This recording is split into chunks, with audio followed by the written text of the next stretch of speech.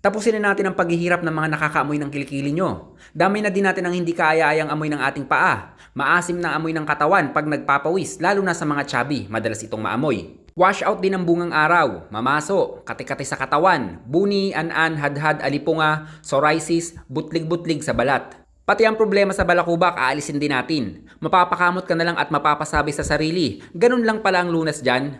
Kailangan lang natin ng kakawate, madiridig kakao kung tawagin sa iba. Samahan natin ang dahon ng guyabano. Kung walang dahon ng guyabano, pwede ang dahon ng bayabas. Sundin lang ang nasa video, pakuluan lang natin hanggang kumulo. Ipaligo ito pagtapos mo magsabon at mag-shampoo. Ito ang gawin panghuling buhos para kumapit sa balat.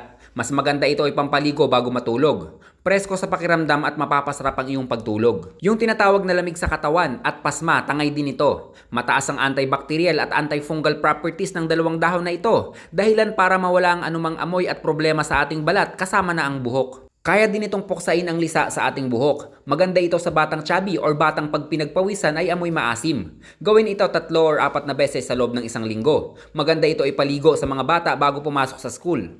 Pakishare naman ang ating video dahil malaki ang maitutulong nito sa ating mga kababayan. At yan ay 1 minutong dagdag kaalaman galing sa isang magsasaka.